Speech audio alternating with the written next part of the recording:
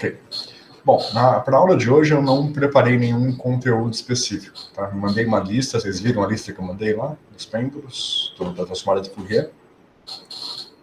Vi sim, professor. Eu não comecei a fazer, mas eu já vi sim. Sim, mandei ontem, não deu tempo ainda, né? Bom, como aquela lista vai dar um pouquinho de trabalho, eu achei melhor não dar nenhuma matéria nova hoje. A gente vai começar, então, assuntos novos na sexta-feira, tá? Então, hoje eu queria mostrar alguns detalhes dos projetos para vocês, principalmente o projeto do Jogo da Vida, quanto o projeto das imagens. Bom, tópico, o Jogo da Vida, de fato, eu queria, como faltou um pouquinho de tempo para Dora e o Francisco explicarem alguns detalhes na aula passada, eu queria mostrar meu código e passar por um detalhe ou outro ali que eu acho que vale a pena todo mundo dar uma olhada, tá? E com relação ao projeto das imagens, eu quero mostrar para o Gabriel e para o Thiago a maneira com que eu fiz um código parecido. Não é igual ao deles, não é com o mesmo propósito deles, mas eu acho que é interessante todo mundo dar uma olhada na ideia geral de como é que eu fiz uma outra versão semelhante do código. Para isso eu vou precisar de um objeto aqui, deixa eu deixar separado antes que eu esqueça. Acho que esse aqui serve. Preciso de um objeto com uma cor bem vibrante. E o projeto do Jason e do Hélio, eu não vou falar sobre ele, porque como eu disse na aula passada, eu vou usar o método do Verlet que eles desenvolveram para fazer uma ilustração do método de como usar o Cython, né, para fazer compilação dos nossos códigos. Então, bom, quem já conhece linguagens compiladas, C ou Fortran, sabe como é que funciona um processo de compilação, né? Quem nunca trabalhou com linguagem compilada, isso vai ser uma novidade brutal, é um negócio que só não está muito acostumado. Vocês três que estão aqui agora, vocês trabalharam com alguma linguagem compilada já? Eu não, professor, eu sei um pouquinho, mas bem pouquinho de Python, mas bem básico mesmo. Um pouquinho de quê? Falhou a ligação na hora que você falou. Ah, acho que é porque eu tô pelo celular. Eu sei um pouquinho de C++ só, mas bem pouco. Não, tudo bem, mas é uma linguagem compilada, né? Sim. Mas bem básico mesmo, não é muito... Uhum. Tá. Os outros? Eu já mexi com C. Perdão. Gabriel? Você já trabalhou com C ou com Fortran, alguma coisa assim? Eu aprendi o C na introdução à computação, mas foi há muito tempo, não lembro muito bem não. Então, a princípio, vocês três já têm uma ideia do que é uma linguagem compilada, pelo menos, né? A diferença entre compilado e interpretado. Sim, não, mais ou menos? Boa tarde, boa tarde. Boa tarde, Francisco, tudo bem? Joia? Eu vou sair da chamada e vou voltar porque meu fone não está habilitando. Eu preciso usar o microfone, o ventilador está ligado. Tá. Barulho. Tá, tranquilo. Tá bem baixo o seu som, pode ficar à vontade. Bom, então, eu estava dizendo aqui, Francisco, que na aula de hoje eu vou mais conversar com vocês sobre os projetos e sobre os futuros projetos. E eu estava perguntando sobre linguagens compiladas, se vocês conhecem, né? Os outros já responderam. Você já trabalhou com C ou com Fortran, alguma linguagem compilada? Já trabalhei com C. Tá. Bom, assim, então, isso... Tá. Isso facilita um pouco a minha vida, que vocês têm uma ideia do que é uma linguagem compilada. Mas eu vou discutir brevemente, mais para frente, o que é, tá? Aí eu preparei aqui na minha lista de tópicos, que eu estou querendo fazer o seguinte, eu passei essa lista aí da transformada de Fourier, vocês vão ter um tempinho aí para fazer, e eu marquei três ou quatro tópicos aqui fundamentais que eu queria discutir, de fundamentos de programação em Python mesmo, né? Como usar módulos, a gente discutiu brevemente isso, mas eu queria que a gente elaborasse um pouco nesse aspecto. Até porque o outro tópico que eu quero falar é o Cython, né, que eu já mencionei. Que é você pegar o código em Python, compilar um código em Python para ele ter um ganho de desempenho significativo. Não é todo o código Python que vai ter ganho de desempenho, então a gente tem que entender quando que vale a pena, quando que não vale a pena compilar. Mas vamos tentar pegar esse lance. E, em geral, quando você compila o seu código em Python, ele vira um módulo. Então, entender o que é um módulo em Python puro é importante para entender o que é o módulo com o Cython. Tá? Outro tópico que a gente tinha mencionado antes era como usar o Git. Esse eu vou deixar como uma aula separada, assíncrona, talvez, ou talvez além de aula, só vou passar referências para vocês lerem, porque é um tópico que vai além do curso, então eu vou só falar sobre isso se sobrar tempo, tá? E o último tópico, que eu acho que é importante, é como usar o pip, que é o gerenciador de pacotes do Python, e criar um ambiente virtual para manter a sua vida em ordem, tá? Isso é importante para você não ficar usando o Python no sistema. Eu acho que vocês aqui estão usando o Anaconda, né? Que em geral, eu recomendo usar o Anaconda para quem nunca usou nada em Python, né? Você instala, ele mesmo já dá conta de criar um ambiente virtual e você fica mais tranquilo a respeito disso. Mas o mais adequado é você... Oi. Opa, não, desculpa, pode falar. Pode falar. Quando eu estava usando aquele Google Colab no começo do curso, aí depois, quando eu arrumei o computador, aí eu fui passar para o VS Code normal. Só que aí, quando eu fui instalar o Anaconda, ele não estava instalando, estava dando algum problema. Aí agora eu estou tendo que, por exemplo, eu estou querendo usar um pacote, eu tenho que instalar ele na mão. Já aconteceu de você... Sim, Você instalou o Anaconda ou o Miniconda? Não, foi o Anaconda. O Anaconda. E você tem certeza que o seu VS Code está usando o ambiente do Anaconda? Tenho. Quando eu baixei o Anaconda, eu fui testar pelo Jupyter mesmo, mas aí, sei lá o que aconteceu. Tava dando Bom, via de regra, eu não gosto do Anaconda, tá? É realmente só uma mão na roda por vir tudo empacotado, prontinho, para quem nunca usou, instala e sai usando. A única vantagem do Anaconda, para mim, é essa. Então, o que eu vou ensinar vocês a fazer em mais detalhes é, de fato, ir no site do python.org, site oficial do Python, baixar a distribuição oficial do Python, que ela vem completamente crua, sem nenhum pacote, e aí a gente instala só os pacotes que a gente vai usar. E, tipicamente, a gente instala esses pacotes dentro de um ambiente virtual, para não bagunçar a instalação padrão do Python. Então, você fica com vários... uma hierarquia organizacional dos pacotes, né? No Linux, você tem o Python do sistema operacional, que vem instalado com o sistema operacional, e ele está lá porque tem diversos programas do sistema operacional que usam Python, né, do ambiente gráfico e tal. O Linux vem com um bando de coisa que usa Python. Então, ele já vem com um Python instalado. A recomendação é, o Python que vem instalado no Linux, você não mexe, porque tem muito programa dentro do Linux que depende dele, então é bom você não fazer bagunça, né? Deixa lá, deixa que o próprio sistema operacional gerencia o Python do Linux. No Windows, tipicamente não vem com Python instalado, não tem nada na instalação padrão do Windows que depende de Python. Tá? Mas, de novo, como a do Linux, o que vem com ele não é para usar, é para ignorar que existe, porque não é para mexer no Python do Linux, do sistema operacional, vamos fingir que não vem instalado nem no Windows nem no Linux. Aí, no Windows a gente instala, baixa e instala, né, do python.org.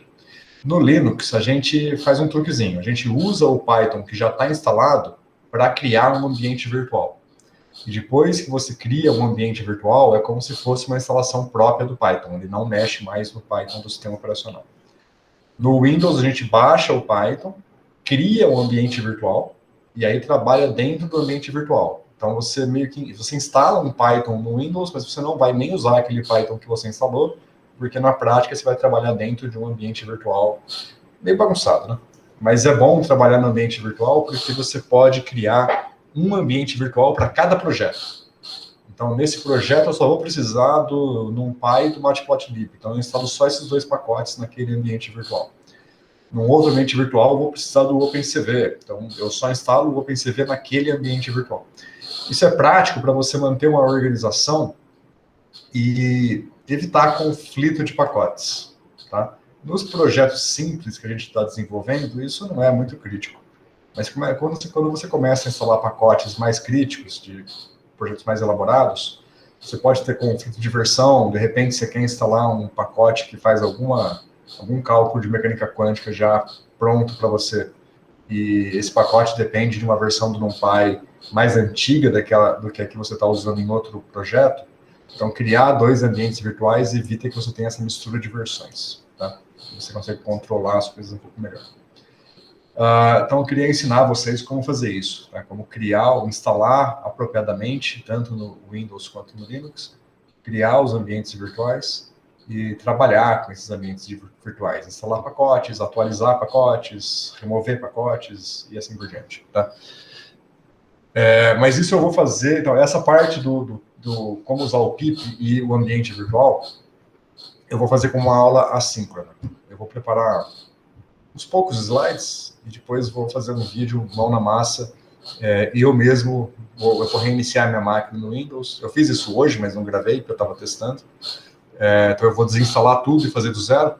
Vou gravar um vídeo de eu baixando, instalando, executando e configurando. Demora se eu fizer de cabo a rabo, demora uma meia hora para fazer tudo. E aí depois eu edito o vídeo para ficar mais curtinho, pular as etapas lentas, né? E aí deve ficar um vídeo de uns 15 minutos sobre como fazer tudo isso. Eu ponho no YouTube e é algo que vai ser útil para vocês e para outras turmas no futuro também, tá? Então faço um vídeo mais geral. Já o resto, não. O resto eu vou dar aulas mais tradicionais. Talvez o Cython eu faça um vídeo de 15 minutos explicando a base, o fundamento, e depois a gente na aula faz os exemplos, tá? Porque são tópicos que eu acho que eu vou reaproveitar várias vezes, então eu quero deixar gravado. Tá? Mas isso a partir de sexta-feira. Então vamos voltar para a aula de hoje, que eu quero falar dos projetos e dos antigos, dos anteriores e dos próximos, tá? Antes de eu trocar de assunto, alguém tem alguma dúvida, algum comentário? Até agora. Tá. Bom, então vamos lá. Acho que eu estou com todos os arquivos importantes abertos aqui já. Então, deixa eu compartilhar a tela.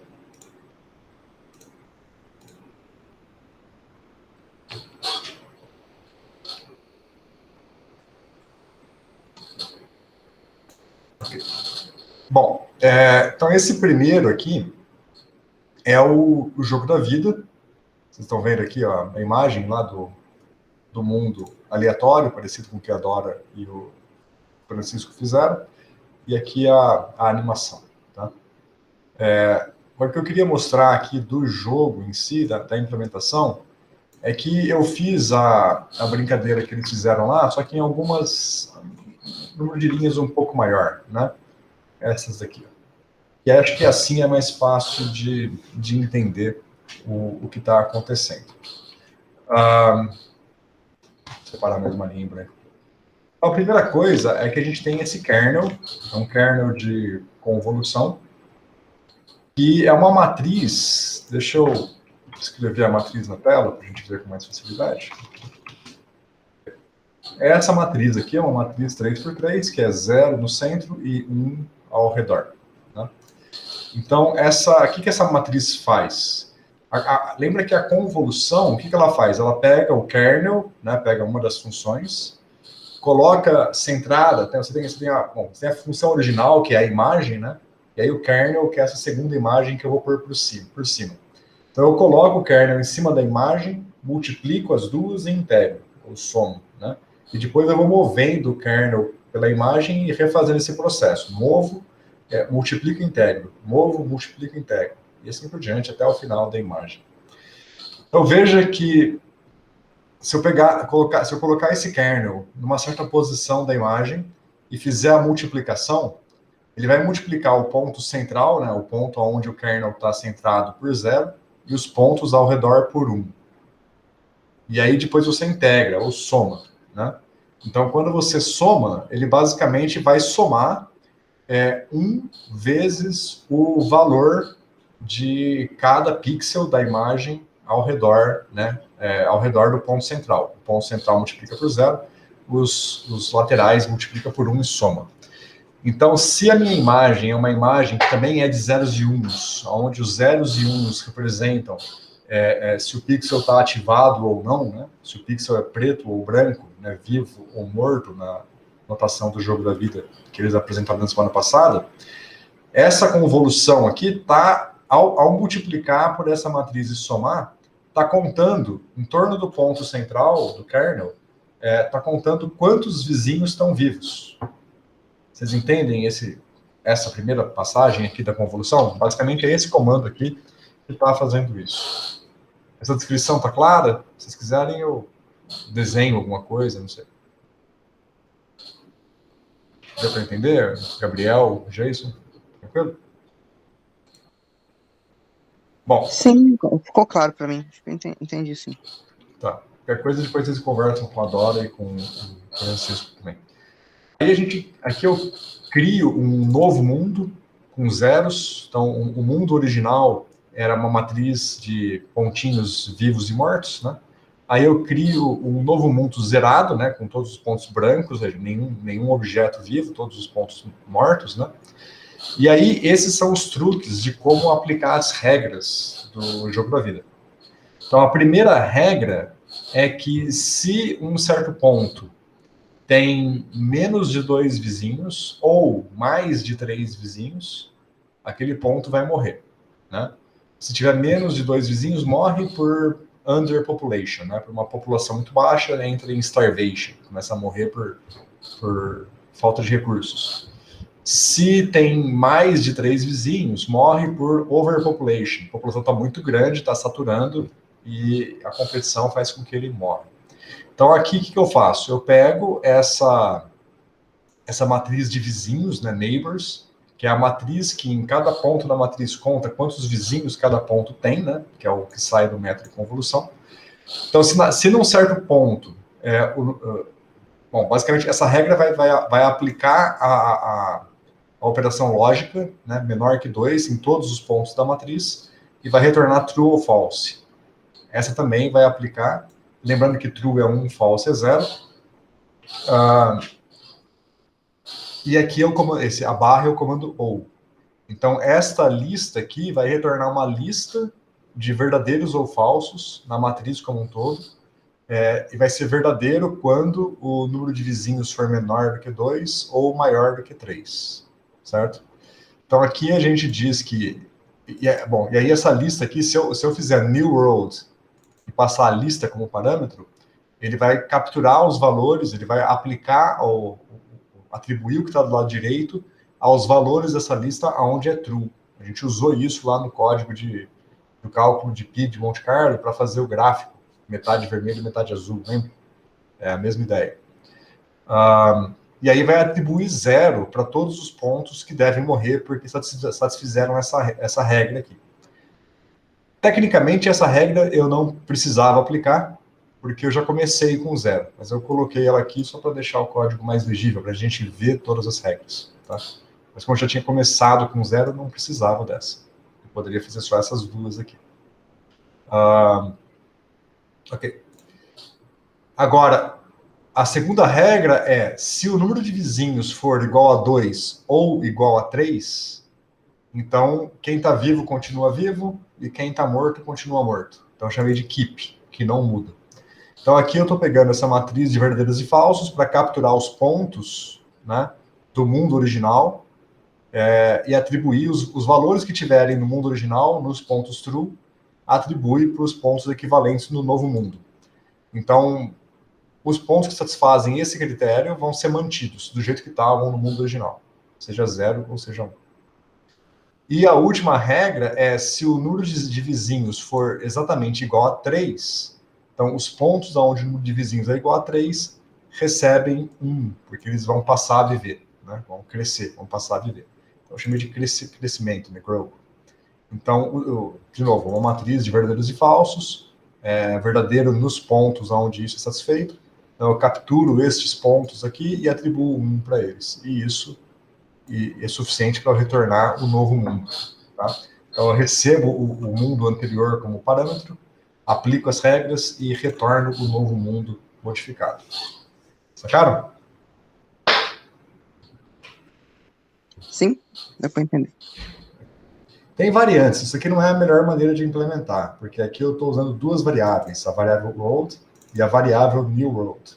Se você pensar um pouquinho nessa implementação, é possível você usar só a variável road e simplesmente atualizar ela diretamente, sem ter que criar uma new road e retornar, tá?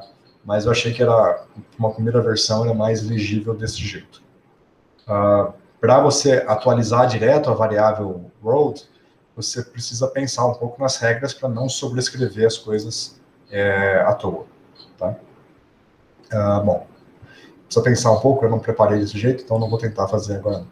Então essa é a ideia. Aí depois o resto a gente começa, define o tamanho do mundo, cria um mundo aleatório, e aqui eu faço um passo só para testar, tá? E faço o gráfico, e eu escolho o mapa de cores binários, né? Simplesmente 0 e 1, branco e preto, porque é o que fica mais prático de visualizar, porque o mundo é binário, né? É uma matriz de zeros e uns. E aqui o código da animação. Esse a gente já viu, né?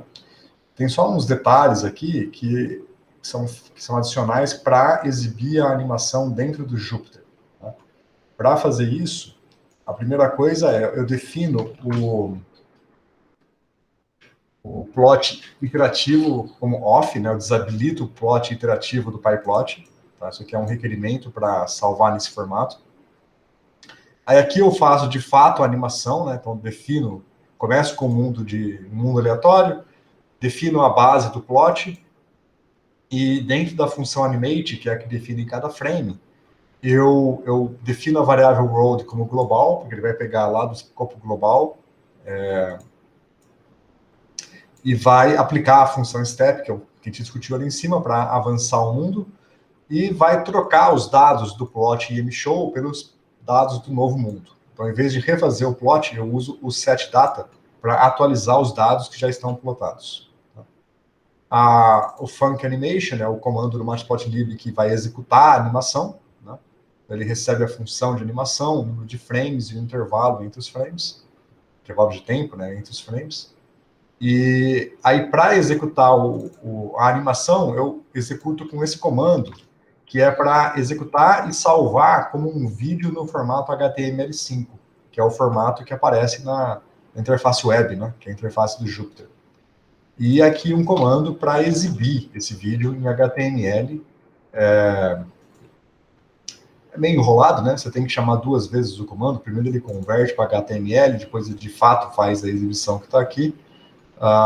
E no final você tem que fechar o Matplotlib, né? Porque já exibiu, já salvou. Depois que salvou o vídeo, você fecha o Matplotlib. E o timer é só para medir o tempo de execução. Aí você consegue exibir o vídeo dentro do Jupyter. Tá? Se não fizer com esses truques aqui, você tem que salvar no arquivo externo. Tudo bem? Quando vocês tiverem que fazer algum código com animação no futuro, dá uma olhada aqui, tá? Tem exemplos semelhantes na minha página. Qualquer coisa a gente volta aqui, eu discuto com mais calma depois. Ok. Alguma dúvida aqui, gente? De imediato? Para entender isso aqui, vocês têm que fazer o código vocês mesmos, mas a ideia geral, tá claro? Tranquilo, professor. Ok. Bom, agora vamos ver aqui o tracker, que é o código que eu fiz para a captura do vídeo. Aí eu fiz aqui, tem dois arquivos, testes iniciais, que são vários pequenos testes que eu fiz para testar o OpenCV. O OpenCV, não sei se o Gabriel e o Thiago perceberam, mas ele é um pacote maravilhoso e ao mesmo tempo muito complicado, porque eles mudam a versão do OpenCV e os códigos antigos param de funcionar, principalmente em Python. Em C é mais estável, mas em Python eles mudam a interface, e quando eu fui testar aqui para mostrar para vocês funcionando, teve vários códigos que não funcionaram, eu tive que fazer pequenas alterações, alguns eu consegui fazer funcionar, outros não, tá? Então vamos cruzar os dedos para esses daqui funcionarem, tá? Então esse primeiro aqui, ó, ele simplesmente captura a imagem da minha câmera e converte para a escala de cinza. Então, eu tenho duas câmeras, então essa daqui é que eu estou vendo vocês, eu vou abrir a câmera do lado aqui para testar o OpenCV. Aí vocês vão conseguir ver aqui. Certo? Então dá para me ver. A câmera tá boa? Vocês conseguem ver suavemente o meu movimento? Ou tá meio travado? Não, dá para ver Pra sim. mim tá tranquilo. Tá. Então vocês estão vendo aí a minha imagem, simplesmente ele abriu uma janela com a minha imagem em preto e branco. Então esse código só faz isso. Então como é que ele faz? Primeiro, ele abre o vídeo zero. O vídeo zero é a sua câmera principal, que no meu caso é a câmera do notebook. Se eu quisesse abrir a minha câmera secundária aqui, que é a minha câmera USB, eu teria que chamar vídeo 2, provavelmente. E essa sequência 0, 1, 2 não é muito clara. Você tem que ir tentando entender por conta própria. No Linux você tem uma facilidade que é mais fácil de enxergar qual é a câmera pelo arquivo do dispositivo, mas aí é só para quem tem familiaridade com o Linux. Aqui tem if, que é simplesmente para verificar se a câmera está aberta, e me manda uma mensagem de erro caso algo falhe, mas aqui não precisa, é bobeira. Tá? E aqui é um while true. While true é um loop infinito. Né? Ele vai executar o loop eternamente até eu apertar a tecla Q, que está aqui embaixo. Então, a cada loop, ele vai ler a câmera. Então, esse cap.read, ele lê a câmera e salva aqui em 2 arquivos. Eu não me lembro mais de alguns detalhes, não me lembro o que é o hatch. Se o Gabriel ou o Thiago souberem, pode me interromper. Mas o frame é a imagem em si. Aí, o que eu faço aqui é converter a imagem. Então, tem um convert color, que converte a imagem do frame para a escala de cinza. Então, estou convertendo de blue, green, red para gray, que é a escala de cinza. Então, aqui eu tenho a imagem em escala de cinza, depois eu uso um comando imshow. Frame é o título da janela que aparece, né? E a imagem aqui, que é a variável gray. Então, exibe a imagem em escala de cinza. E aqui é um comandinho que ele vai verificar se eu apertei alguma tecla, e se a tecla apertada for a letra Q, ele fecha o loop. Só isso. E no final, esses 2 comandinhos, que é para desligar a câmera e fechar todas as janelas que o OpenCV abriu. Tá? Isso aqui é importante para não ficar lixo aberto. A segunda versão aqui, ele tenta isolar a cor azul. Então ele vai olhar a minha câmera, de novo, vai abrir a câmera. Aqui, em vez de converter para a escala de cinza, ele converte de RGB para HSV. HSV é um formato de cores que é mais apropriado para fazer filtros. Dá uma imagem aqui. Aqui. Eu gosto dessa daqui. Então, HSV é isso daqui. O H é a tonalidade que vai do azul e volta para o azul, então ele é periódico. Então, 0 é azul, esse azulzinho, sei lá, 0,25 é o azul escuro, depois um certo valor é o vermelho, o amarelo, e quando chega em 1, volta para o azul. Aqui ele cortou um pedacinho para poder exibir, mas ele continua aqui algumas cores. A saturação, que é o S, é a intensidade da cor. Então, se a saturação for muito baixa, fica tudo branco. Tá? Se a saturação for alta, fica a cor viva, a cor forte. E aí tem esse gradiente de cores aqui da saturação. E o valor, que é o V, quando ele é alto, né, perto de 1, é a cor viva, quando ele é baixo, é preto, tá? Fica escuro. Então, esse é o esquema de cores HSV. Tá? Então, ele é muito bom para fazer filtros, a gente vai ver o porquê já. E aqui eu vou definir os limites das minhas cores nesse formato HSV. Aqui eu falei de 0 a 1, mas na verdade vai de 0 a 255. Então, eu estou colocando aqui o limite inferior e superior do valor, que define a cor, né, entre 110 e 130. Para entender esses valores, você precisa abrir algum programa que consegue ler CSV. Acho que eu não tenho nenhuma instalado aqui. Talvez o GIMP. Nossa. Então, se eu clicar aqui, ó. Cadê o CSV? Aqui é bom para olhar o CSV. Ó. Aqui o GIMP mostra aqui, HSV, não CSV. Né? Aqui o GIMP mostra os valores, tá vendo? Então, se eu quiser colocar o azul, por exemplo, o azul forte, né? Na escala HSV, aqui, o HSV. Então, o azul forte é o H240. Então, o azul seria em torno de 240. O objeto que eu peguei aqui para ilustrar para vocês, eu peguei uma caneta que a ponta é vermelha. Eu acho que eu não tenho uma caneta de ponta azul aqui. Deixa eu Ah, não, eu tenho. Tem azul e a vermelho. Então vamos tentar com azul, depois eu troco para o vermelho. Se eu tiver que trocar para o vermelho seria o H 0. Tá? O vermelho está em torno de 0. Estão vendo aqui, ó, 0,9. Tá? Então aqui é 0,9, o amarelo é 56, o verde é 120, o azul é 240, 230, o rosa aqui está em 300. Então esses valores dizem para a gente a intensidade das cores. O vermelho é 0, né? Mas entre 0 e 360, né? Bom, perdão. Tomar cuidado que aqui ele está indo de 0 a 360, mas no Python vai de 0 a 255. Então, por causa da periodicidade, tem que tomar um pouquinho de cuidado. Ok. Para vocês terem uma ideia do que significam as cores. Então, aqui está em torno de 100 e... Perdão, deixa eu voltar lá. Aqui lá estava indo até 360, né?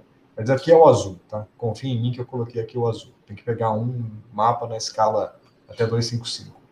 E aqui são os limites da saturação e do valor que eu defini como padrão. Aí aqui ele vai aplicar o filtro. Ele vai pegar a minha imagem na escala HSV e vai aplicar o filtro nesses dois limites. Então, ele vai criar uma máscara, aonde vai ser uma imagem binária, zeros e uns. Ela vai ser 0 em pontos da imagem que estão fora desses limites e 1 em pontos da imagem que estão dentro desses limites. Então, vai isolar esses limites. E aqui eu aplico o filtro. Eu basicamente multiplico a minha imagem por esse filtro. E o que sobra vai ser só os pontos destacados da minha imagem. E aí eu exibo tudo isso na tela. Então vamos ver como é que fica. Aqui. Vamos ver. São 2 janelas ou 3? Achei que fosse 3. 3, está aqui.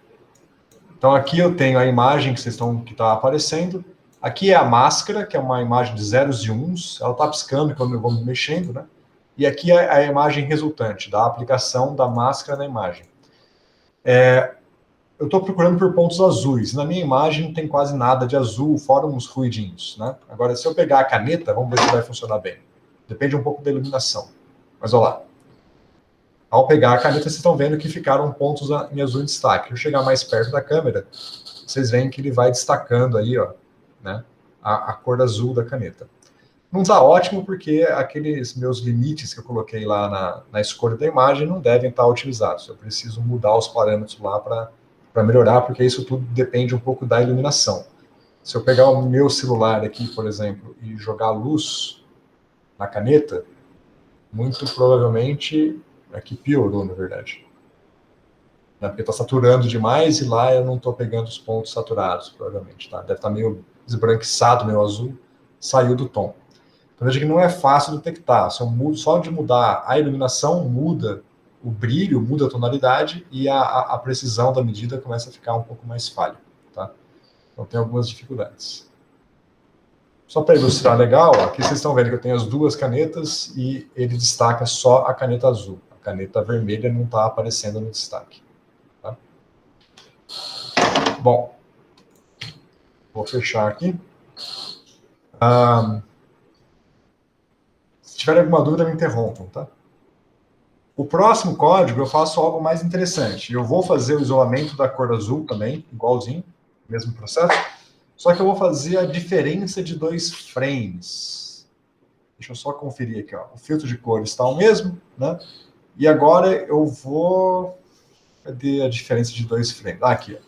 Então eu tenho... Antes de começar o loop, eu salvo o primeiro frame. E aí, depois do loop, eu leio o novo frame.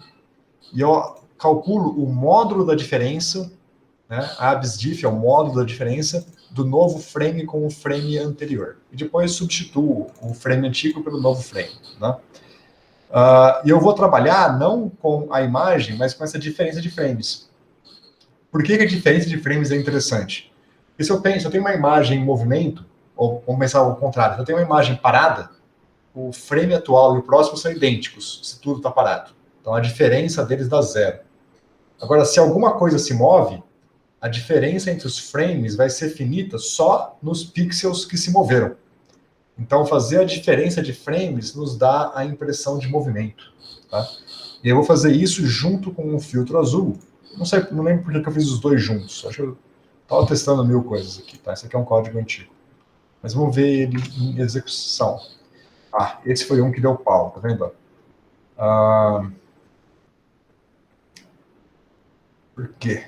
Esse eu achava que tinha funcionado antes. Eu acho que aqui deu pau... não, deu pau por causa da câmera só.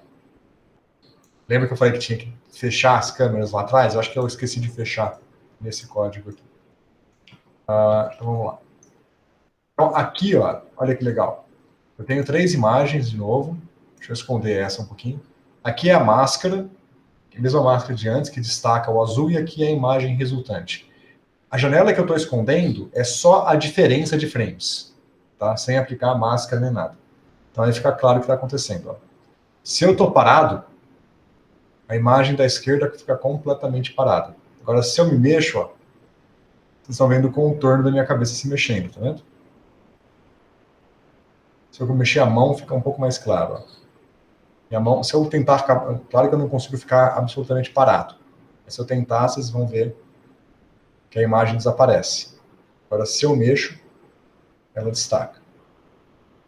Então, esse efeito da esquerda é o efeito da diferença de frames. Então, eu estou isolando da minha tela inteira, só está aparecendo agora as coisas que se movem. As coisas que estão paradas não aparecem mais.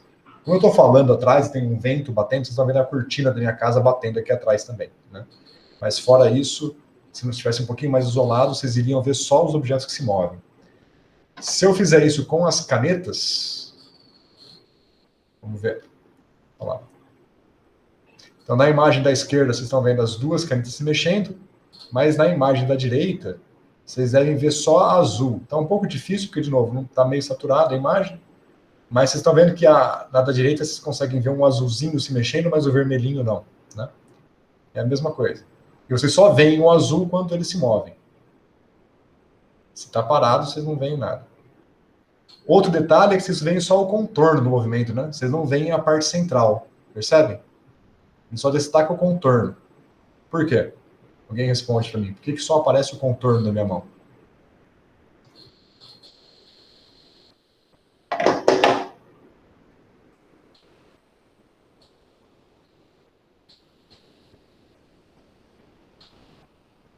Estão pensando? Porque o código pega borda, não sei, alguma coisa assim. Não, eu não fiz nenhum. Parece muito com os algoritmos de detecção de borda, mas não, eu não fiz isso. Como eu faço a diferença... Isso. Quando eu faço a diferença de frames, a minha mão, ela é, né, sei lá, bege no centro. Se eu mexo, a palma da minha mão, tecnicamente não se mexeu. O pixel aqui é bege e o pixel logo ao lado também é bege. Então, a única região que detecta o movimento é onde a cor variou. Então, é na borda, né? Na parte central, o pixel era bege, quando eu mexi, continuou bege, né? Então, a cor de pele, aonde não mudou, né? O que importa é a cor. Sacaram? Então, ele destaca, acaba que destaca só as bordas, só as regiões aonde teve variação da cor. Ok, isso aqui é muito útil, então, para detectar movimento. É um primeiro filtro de detecção de movimento. Você já começa a destacar o elemento que se moveu. Aí, se aplicar um filtro gaussiano para suavizar, tirar ruído, né? Perceba que aqui no fundo, vocês veem, de novo, a cortina mexendo, porque o ventilador está ligado. Só que são linhas bem fininhas. Nem sei, eu estou vendo aqui na minha imagem, mas não sei se na tela de vocês dá para ver. São linhas bem fininhas. Então, se eu aplicar um filtro gaussiano de suavização, né, o filtro de desfocar, basicamente tudo que é fininho acaba desaparecendo, porque ele desfoca e se perde. E eu começo a focar só nos objetos que tiveram grandes variações. Pequenas variações, coisas ruidosas, desaparecem quando se aplica o filtro de desfoque. Tá? Aí você começa, de novo, vai enfatizando o destaque no objeto que está se mexendo. Bom, mais um aqui. Este último eu não anotei o que ele faz. Então, o que eu faço aqui? Ele faz a diferença dos 2 frames. Eu acho que só a diferença, pelo jeito.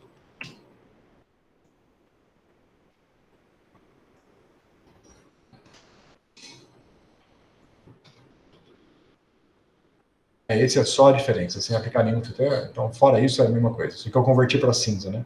É a diferença e converti para cinza. É a mesma coisa que o outro. Tá, agora vamos pôr tudo isso junto. Esse é o código de testes. E o outro código que é mais interessante aqui é o código que faz o rastreamento do movimento. Então aqui eu fiz algo a mais, eu criei uma janela de track bar. Vou tirar umas coisas da tela aqui que vai me atrapalhar. Eu criei uma janela de track bar, que é uma janela que me permite inserir controles no OpenCV para escolher melhor aqueles limites do HSV. E aqui eu tenho um arquivo, ó, que é o HSV, tem o 1 e o 2, deixa eu ver qual que eu estou usando aqui. Esse código já é mais complicado, vocês estão vendo, né? Eu estou usando o HSV, cadê?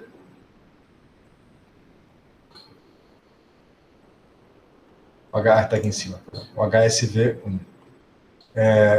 Essa aqui basicamente uma imagem daquelas do HSV para eu escolher a cor, tá? Para me ajudar na escolha das cores. Então, o que eu vou fazer aqui? Deixa eu abrir e eu vou mostrando. Tá? Olha lá. Então, esses track bar que eu estou falando, que eu criei aqui, são 6 track bars, que são esses 6 track bars aqui, que me definem os valores low e high, né? Inferior e superior, para todos os parâmetros, para o H, S e V. De 0 a 255 para aplicar nos filtros, né? E aí eu posso controlar isso assim.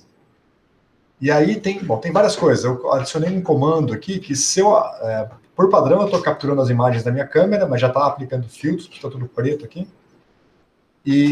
Mas se eu apertar a letra C, eu tenho um parâmetro aqui que, ao invés de ler a imagem da câmera, ele lê aquele arquivo HSV.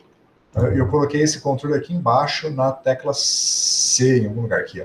Se eu apertar a tecla C, ele troca, em vez de ler a câmera, troca o sinal, ele vai ler a imagem. Então, eu vou apertar a letra C aqui para a gente ver. Ó. Então, aqui está a imagem, só que está com o filtro, porque eu estou limitando a imagem a esses valores aqui. Então, se eu mudar o filtro, olha, eu consigo ler a imagem inteira. Então, eu estou aqui restringindo o H, né? Então, veja que o H restringe a cor. O S restringe a saturação, que é o eixo radial. Eu não estou mexendo geometricamente na figura, estou aplicando o filtro na figura. Né? Dá uma impressão de efeito radial, mas é o filtro aplicado. Então, ó, aqui é a imagem original. Né? E aqui é o valor. Veja que se eu coloco o valor mais alto, ele pega só coisas mais escuras, e mais baixo pega a imagem inteira. Então, se eu quero capturar a imagem das minhas canetas azul e vermelha, por exemplo, vamos tentar capturar a azul, né? Então, para capturar a azul, eu vou focar o meu filtro aqui em torno da tonalidade azul da minha caneta. Tá? Pegar aqui todo o espectro azul e vou deixar a saturação e o valor do range inteiro, sem filtrar, né? De 0 a 255 completo. Aí eu aperto C de novo e volto para a captura da minha imagem. Veja que ficou uma ruideira danada, porque o filtro está muito amplo. Mas se eu pegar a minha caneta azul agora, eu vejo que tem um destaque razoável para o meu azul agora. Vou chegar mais perto aqui. Ó. E eu posso melhorar o meu filtro mudando a saturação. Principalmente a saturação. O valor, em geral, mexer no filtro de valor às vezes atrapalha, tá vendo? Que afeta o brilho. Então, no filtro de valor, em geral, eu deixo no range máximo. Mas no de saturação, para evitar a ruideira, eu pego só o que está mais saturado, por isso que eu escolho trabalhar com um objeto de cor forte. Fora isso, vocês estão vendo a linha verde, que é basicamente a média, o centro de massa do objeto destacado, do objeto azul. Lembrando que a minha máscara é uma matriz de zeros e uns, e ela é zoom só em torno do objeto destacado. Então, se eu calcular a média das posições da minha máscara, eu meço a posição da minha caneta azul. Então, veja que se isso fosse um pêndulo, veja que a média está acompanhando a minha caneta, porque eu estou interessado só na medida da direção Y. Aqui eu não estava com um pêndulo, eu estava medindo com massa mola, então eu só queria saber da direção Y. Então, se fosse uma massa mola vertical, essa caneta estaria oscilando e eu iria ver esse movimento aqui. Ó. Então, veja que com isso, se eu tivesse uma massa mola aqui mesmo, eu estaria medindo as oscilações da mola, do centro de massa da mola certinho. Esses dados que estão capturados em verdes, eu estou salvando eles, não estou só exibindo na tela, eles estão todos salvos. Então, ele está salvando tudo. Eu implementei um botão que limpa, que zera a contagem. Então, quando eu aperto R, ele zera. Então, eu vou fazer isso só para pegar dados mais limpos. Vamos lá. Começou do zero. Então, imagina que isso é um pêndulo, está oscilando. Claro que estou fazendo isso com a mão, então não é perfeito. Vou fazer mais algumas oscilações aqui. E quando eu apertar, eu não lembro se acho que é a letra Q que eu implementei para sair, ele vai fechar a janela e vai salvar os dados. Então, vou sair aqui. Beleza. Para fazer tudo isso, já eu mostro o resultado. Então, aqui tem o comando de criar as barras de controle do OpenCV. Os filtros, eu faço eles lendo, né? Então, aqui eu basicamente estou lendo o que está nas barras, né? As barras em si eu criei aqui em cima, na verdade. Ó, Create Track Bar. Depois tem um monte de coisa de controle da câmera aqui. E aqui eu vou ler o que está na barra, e aí eu crio os filtros e aplico os filtros do mesmo jeito que eu fiz nos exemplos anteriores. E o cálculo da posição média está aqui, ó. A posição média é os momentos, né? O primeiro momento, o momento 0, é basicamente o valor médio da matriz. Agora, o momento 1, né? É a média em X e a média em Y. Então, o OpenCV já tem uma função que calcula os momentos. O momento que você quiser, momento 0, momento 1, momento 2, em cada direção. Então, quando eu peço aqui os momentos, o momento 00 é a média da matriz. O 10 é a média em X, o 01 é a média em Y. E eu divido pela média 00, porque é para normalizar a minha média. Tá? E eu salvo a lista de pontos num vetor. Bom, aí eu basicamente estou exibindo na tela, exibo a imagem e exibo as linhas. Né? As linhas em verde que vocês viram, estou desenhando aqui com esses comandos usando essa lista de pontos. Ok, e aí basicamente exibo na tela e verifico a tecla que eu apertei para sair se eu apertei o Q, resetar a lista se eu apertei o R e trocar a imagem da câmera pela imagem do arquivo HSV se eu quiser recalibrar a minha câmera. Depois disso eu libero a câmera, né, destruo as janelas e faço o gráfico que foi capturado. Então aqueles dados que a gente capturou estão todos aqui, certo? As oscilações. Tendo essas oscilações, olha só, eu posso aplicar a transformada de Fourier e verificar que eu tenho, nesse caso tem 3 picos, tá? O pico central é porque não está oscilando em torno de 0, está oscilando em torno de 300, que é a posição central dos picos em pixels, né? Então o pico central é por causa disso, porque tem uma média finita, não está em torno de 0. Agora, esses 2 picos laterais são os picos do cosseno ou do seno, que eu estou botando o módulo, né? Então, é basicamente os picos do seno e do cosseno, igual a gente viu antes. Então, de fato, eu estou vendo as oscilações. E analisando a posição desse pico, aqui eu fiz muito rápido, né? Eu não desenhei o eixo K. Aqui tá, esses números estão aleatórios, estão à toa aqui. Tem que colocar o eixo ômega corretamente, mas o valor desses picos em frequência me daria o período da oscilação que a gente estava vendo lá. Então, com esse código, eu poderia capturar o movimento do pêndulo ou do massa-mola e extrair a frequência de oscilação através do pico da FFT, e a partir disso extrair o período da oscilação e a partir disso calcular a gravidade. Isso ficou faltando aqui, eu não acabei, né? Comecei a fazer, mas ficou faltando preencher aqui o eixo de frequências e extrair a gravidade, mas isso é totalmente factível. Tá? Falta só finalizar mesmo.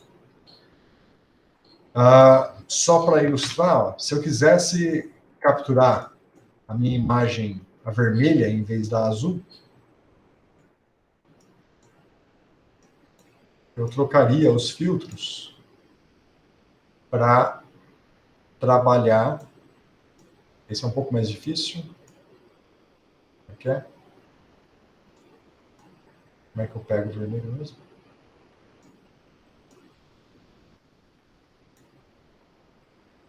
O vermelho é meio chato por causa da periodicidade. Eu acho que do jeito que eu implementei, eu não consigo pegar esse trecho aqui.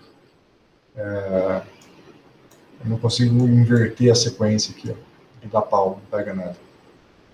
Acho que por isso que eu peguei o azul. Vamos tentar pegar só um trechinho do vermelho? ver se é suficiente. Assim. Vamos ver. Não pegou muito bem, tá vendo? Tá faltando um trecho ali.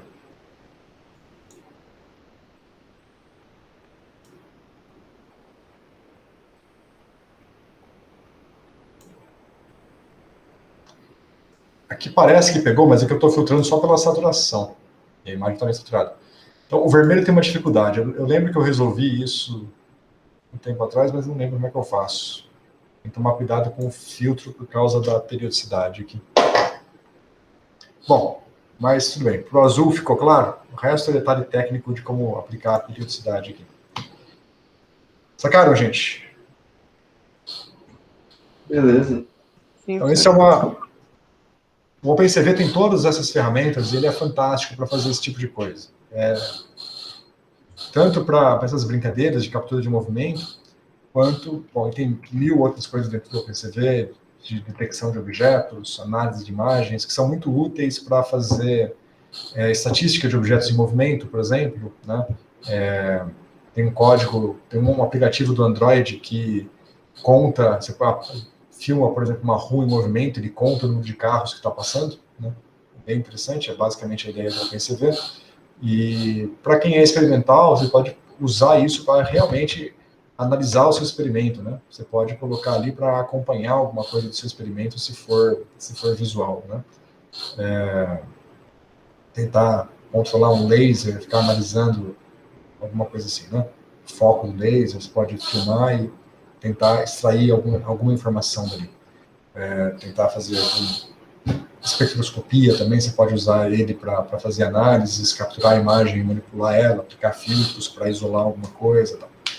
Tem várias técnicas que, em geral, o pessoal faz com o CCD, dá para fazer aqui também com o OpenCV. Tá? Bom, certo. O que eu tinha para falar dos projetos era isso. Gerson, só uma dúvida rapidinho. Ali no começo do código, quando você coloca lá que escolher a câmera, né, tem a câmera 0, a 1 e tal, tem na linha de baixo ali, eu vi que tem um endereço IP.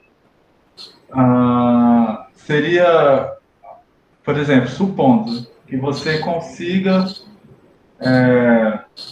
achar o endereço IP de uma câmera que esteja conectada na internet. O OpenCV conseguiria acessar? Sim. Deixa eu ver. Porque, tipo, esse 192 aí, se não me engano, é uma rede doméstica. Agora, mesmo se é uma rede doméstica. Sim. Aqui, deixa eu fazer um teste aqui. Porque se for possível, vai ficar interessante. Não, dá sim, dá sim. Isso aqui tá assim porque eu usei esse programinha aqui, o Droid Can Wi-Fi, que é um aplicativo que você instala no Android e ele gera uma câmera na internet. Tá? Legal. E aí eu usava o meu celular como câmera, remotamente. Mas ficou lento, tá? Ficou lento, e aí eu desencanei. Eu ia testar, eu tenho a câmera aqui daqui de casa, câmera do quarto da minha filha. Eu ia testar aqui, mas a câmera está desligada. Para nosso azar. Também não sei se funcionaria porque o protocolo não é HTTP. Tentando aqui na janela do lado ligar a câmera, mas ela está dando problema de conectividade. De vez em quando cai a internet dela, tem que reiniciar. Não está indo. Mas sim, funciona, tá? Se tiver... Bom, será que dá para encontrar alguma coisa aí?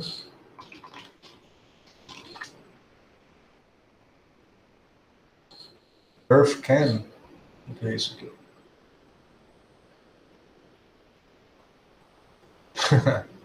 Vamos ver o Elvis Presley.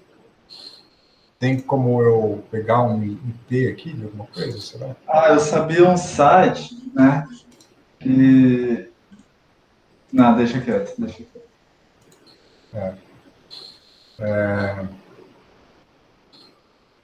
Mas se deu certo no Droid Cam, com certeza eu acho que Se usar o mesmo protocolo, não dá certo. Eu acho que esse site ele não fornece os IPs para a gente, né? Ele mostra as imagens, mas não mostra os IPs. Não sei, mas funciona assim, tá? Funciona tranquilo. Só precisa achar um exemplo aí, e aí funciona. Ah, beleza. A câmera da minha filha voltou a funcionar. Deixa eu ver se eu consigo pegar aqui.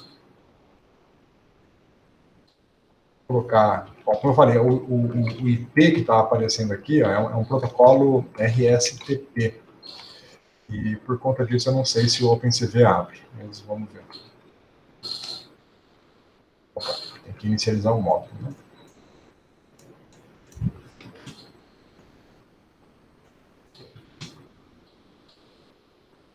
Não. Não, aqui foi esse pau é pau da câmera que eu não desliguei certinho, porque como tinha dado pau antes, ele não fechou a janela. Tem que rodar esses dois comandos aqui. Coisinhas chatas do OpenCV, tá? Tem bastante coisa chata no OpenCV. Apesar de maravilhoso, tá pau por bobeira. Acho que não. Não. Mas não está abrindo por causa do protocolo, tá? Com certeza aqui é só o protocolo. Deixa eu só reiniciar o kernel para ter certeza. Em si, eu tenho certeza que esse protocolo aqui não deve funcionar.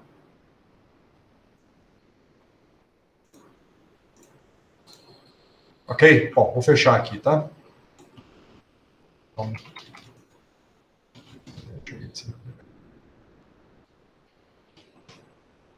bom, de repente, na verdade, deixa eu ver, se eu pegar e colocar lá no outro arquivo, porque eu estou fazendo conversão de cores, um bando de coisa e tal. Se eu colocar aqui, será que não vai? Sem fazer a conversão de cores, simplesmente exibindo o frame. Aqui.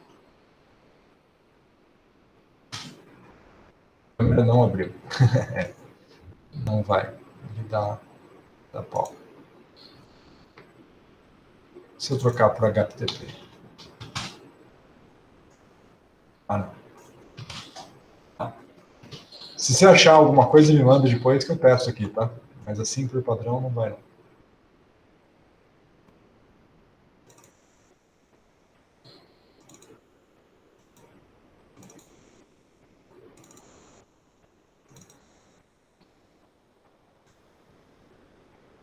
Ok.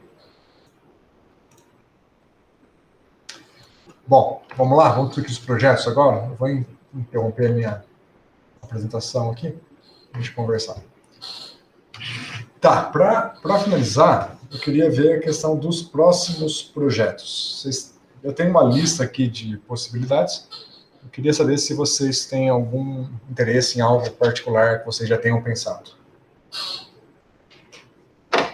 Antes de eu apresentar a minha lista, alguém tem algum projeto, algum tipo de programa que envolve física e computação que vocês teriam algum interesse? Até agora eu não tinha pensado em nenhum, professor. Eu não sei o Hélio, eu não cheguei a conversar disso com ele. Mas a princípio, não. Os outros? Não, eu também não. Tá. Bom, vamos lá. Eu preparei uma lista, então tá só em texto aqui, não tem nenhuma imagem, nada para mostrar especificamente. O primeiro que eu coloquei aqui na lista, eu coloquei porque eu vi no Twitter recentemente, acho que literalmente ontem, se eu abrir aqui, vocês vão ver. O pessoal deu like aqui, cadê? Aqui. Esse código aqui, ó. Bem bonitinho. Tá? Não, o projeto que eu vou propor não é esse código, mas é relacionado. Nesse daqui, o cara desenhou um labirinto, e aqui é o ponto inicial. E professor, você está compartilhando a tela? Obrigado, cara. Esqueci que eu tinha desfeito o compartilhamento. É bom que eu não mostrei o Twitter aberto, né? Foi a etapa de achar a imagem. Vamos fingir que eu tinha pensado nisso. Então tá aqui. Então, o cara fez um labirinto, né? E esse aqui é o ponto inicial do labirinto. E aqui, esse labirinto é um labirinto de um gás ideal. Então, esse pontinho aqui, na verdade, é sei lá quantos milhares de moléculas que ele colocou aqui, sei lá, partículas iniciais que vão ter uma dinâmica de gás ideal. Elas andam com um movimento retilíneo uniforme, colidem com as paredes e refletem, colidem entre elas e refletem também. Tá? Tem milhares aqui inicialmente, mas não dá para ver porque está tudo apertadinho. E aí, quando a evolução do tempo vai acontecendo, vocês vão ver essa molécula como se fosse um gás difundindo, e esse gás difunde através do labirinto, né? E cada partícula vai caminhar numa direção diferente, até que, eventualmente, uma chega e acha a saída. E ele vai rodar esse código até uma partícula achar a saída. E essa que achou a saída resolveu o problema, que é encontrar o fim do labirinto, e aí ele vai traçar de trás para frente o movimento que essa partícula fez para chegar até lá. Então, vamos ver. Tem milhares de partículas aí, mas uma delas está avançando. É uma difusão, né? Então, a maioria fica parada e poucas avançam. Devagar no avanço. Lá chegou e agora ele vai rastrear o movimento para trás. Esse é o movimento que a partícula de fato fez. Sacaram? É um movimento tipo random walk, que é o movimento de um gás ideal, e é um péssimo algoritmo para encontrar a saída do labirinto, porque ele fez um movimento bizarro, ficou um tempão preso aqui, né? E assim por diante. Mas é um código muito bonito, muito elegante para praticar a programação e aprender como achar a saída do labirinto, que é um problema clássico de computação de alto desempenho. E o problema do gás ideal é um problema também clássico de introdução à programação para físicos. Tá? Então, tem dois problemas clássicos por detrás dessa bobeirinha aqui. Tá? Então, o primeiro projeto que eu tinha pensado era não fazer um gás percorrendo um labirinto, mas, de fato, o algoritmo de você começar num certo ponto e achar a saída. Como que você acha a saída do labirinto? Vocês têm ideia de como escrever um algoritmo assim? Professor, mudando um pouco de assunto, isso aí está me parecendo, não sei se alguém já viu, alguém programando tipo uma inteligência artificial que é, por exemplo, um carrinho querendo passar por caminho, aí ele joga, né, milhares de carrinhos, aí sempre que um bate na parede, ele meio que guarda essa informação e vai indo nas gerações. Tem alguma relação? Não tem nada a ver? Mais ou menos. Aqui não tem nada de deep learning, né? Mas você está pensando, por exemplo, o pessoal fez com o jogo do Mario, né? Isso também. Basicamente a ideia lá é que você faz um código que solta comandos aleatórios para o Mario. Então, hora pula, hora agacha, hora, né? Completamente aleatórios os comandos que são executados, e ele mede quantos metros, né? Quanto tempo que o bonequinho sobreviveu, e procura pela sequência de comandos aleatórios que levam o Mario até o final do mapa, né? Então você tem um treinamento disso ali para a máquina identificar esses comandos. Bom, você pode fazer completamente aleatório e procurar pela sequência aleatória que faz o Mario chegar até o final do mapa. Mas tem um outro código que é mais esperto, que aí sim usa Deep Learning, que ele solta comandos aleatórios, né? Mas, ao mesmo tempo, captura a imagem da tela e joga isso num aprendizado de máquina que correlaciona os comandos aleatórios com o andar do Mario. Então, aos poucos, a máquina aprende que sempre que aparecer um inimigo, é necessário dar aquele comando de salto um pouquinho antes do inimigo chegar. Então, deixa de ser tão aleatório, né? O treinamento é aleatório, você treina com vários mapas, com vários trechos de mapas, você não precisa nem chegar até o final do mapa, você faz vários trechos, de tal forma que a máquina ela aprende, tem algum reforço positivo, né? Que ela aprende que o correto é, né, propagar por mais tempo, e isso implica comandos nos momentos oportunos. E aí, quando você joga, depois da máquina treinada, você joga um mapa novo que não fazia parte do treinamento, e a máquina consegue jogar o mapa até o final automaticamente, simplesmente correlacionando os comandos que antes eram aleatórios com os objetos que vão aparecendo, né, os inimigos que vão aparecendo no mapa. É bem mais elaborado do que isso daqui. Então, sacaram? Bem grosseiramente, né? Tentei dar uma descrição completa, mas com muitos detalhes de fora. Aqui não, aqui é aleatório mesmo. Tá completamente aleatório. Ele simplesmente rastreou a posição de todos e a hora que um deles conseguiu chegar no final, parou. Ok? Agora, bom, vamos lá. Voltar à pergunta aqui. Oi. E esse código é pesado? Qual deles? Esse do labirinto. Esse da dinâmica do gás difuso ou do labirinto, só o labirinto mesmo, achar a saída do labirinto? A do gases. A do gás é um pouquinho pesada, mas depende do número de partículas que você vai colocar. O mais difícil do gás não é nem a dinâmica das partículas, ela é fácil, mas a colisão com a parede. Você tem que fazer um algoritmo que detecta a colisão com a parede e a reflexão. Isso é um pouquinho mais delicado. Mas eu digo que, bom, a gente pode fazer esse algoritmo também, mas eu gostaria que vocês fizessem o algoritmo padrão de achar a saída do labirinto, porque ele é um exemplo de algoritmo de cálculo de alto desempenho. É muito parecido com esse daqui em algum sentido, no sentido de que você tem... Imagina que cada partícula aqui é uma thread diferente do seu processador. Ou seja, as partículas rodam em paralelo.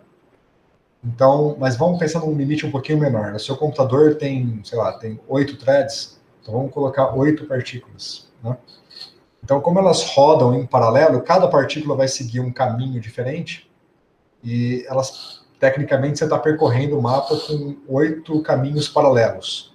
E aí, o que chegar primeiro interrompe os outros 7 e já, basicamente, foi suficiente para encontrar o caminho, né? Então, por isso que é um código de exemplo de computação de alto desempenho para física, porque ilustra como usar threads para realizar um cálculo em paralelo, né, de você tentar encontrar o caminho da saída. Tecnicamente, dá para fazer isso com o gás também, fazendo uma thread para cada partícula, e aí você faz as partículas não interagentes. Elas colidem com a parede, mas não colidem entre si. Aí fica basicamente a ideia semelhante à de um random walk mesmo. Dá para fazer, é tranquilo. Mas fazer com o random walk é um código ineficiente, porque, né, perde muito tempo andando. Então, a maneira com que a gente implementa esse algoritmo olha para esse mapa aqui e pensa nele numa escala mais grosseira. Deixa eu voltar para o começo, que é mais fácil de imaginar. Vocês podem imaginar como quadradinhos, tá vendo? Como se isso aqui fosse um quadrado, como se fossem os pixels, semelhante ao Pygame que vocês implementaram, né? Então, aqui é um quadrado, aqui é outro quadrado, aqui é outro quadrado. Então, a partícula, ela dá passos discretos, em vez de um passo quase contínuo do gás, né? Então, ela sai daqui, vem para cá, vem para cá, vem para cá. Aí, quando chega aqui, você tem que tomar uma decisão. Eu vou para a direita ou vou para baixo? Então, a ideia do algoritmo é essa. Você definir como tomar as decisões, de para que lado ir até achar a saída. E como evitar percorrer 2 caminhos simultâneos. Então, esses detalhes, né, de evitar caminhos simultâneos, ou seja, fazer um random walk, fazer um movimento self-avoiding, né, que se auto-evita, que você não volta por onde veio. Você não repete um caminho. É um detalhe importante e interessante do código. E a tomada de decisão, né? Para que lado você vai? Para a direita ou para baixo aqui? Né? Qual é o algoritmo que você vai usar para decidir a cada bifurcação para onde você vai? Aqui, por exemplo, se eu der um passo para a direita, agora eu tenho 2 opções, ou para cima ou para baixo. Se eu for para cima, eu chego, não tenho mais para onde ir. Então eu tenho que basicamente voltar até a bifurcação anterior e agora seguir a segunda opção. Então essa brincadeira é bem interessante e tem técnicas por trás disso que são práticas de resolver labirinto, que envolvem recursão, por exemplo. A cada bifurcação você pode criar uma recursão que vai separar o código em 2, um vai para cima, um vai para baixo, por exemplo, e você vai seguindo os processos de recursão. A recursão é interessante porque quando você chega no final, o algoritmo recursivo automaticamente volta para a última bifurcação antes, e aí você segue para a próxima recursão e assim por diante.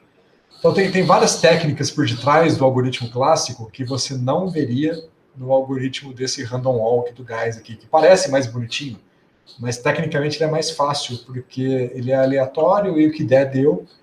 Você só tem que tomar conta das colisões com as paredes. Não tem esse lance de tomada de decisão, de recursão, de voltar para a bifurcação. Tem muita coisa que fica faltando nesse algoritmo. Mas os dois são interessantes, por motivos diferentes. Tá?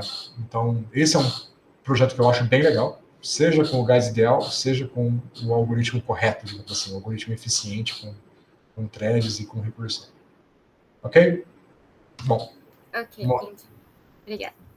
Esse é um... deixa eu abrir meu tablet aqui. Eu perdi a lista aqui. O outro é o modelo de Ising. Eu acho que esse também é um modelo fundamental, clássico de computação física também, né? Vou procurar aqui. Tá aqui. Vou pegar uma imagem boa aqui. Não tem nenhuma imagem boa. Não é o jogo da vida, não. Tá parecido, né?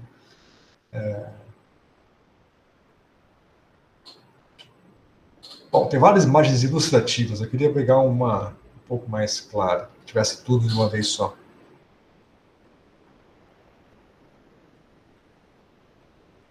Não tem nenhuma que tem tudo de uma vez só. Tem que abrir separadamente.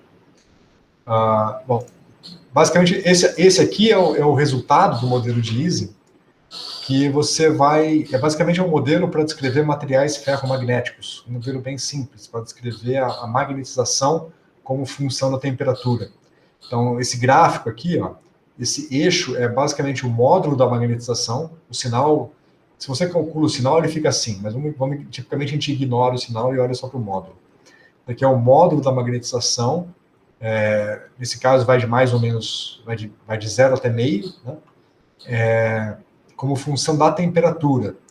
Então, é um material magnético, ferromagnético. Isso significa que a baixas temperaturas ele se magnetiza e satura a magnetização máxima, que aqui ele definiu como meio. Quando você aumenta a temperatura, a magnetização cai, até que chega um ponto que ela vai para zero, e fica zero eternamente.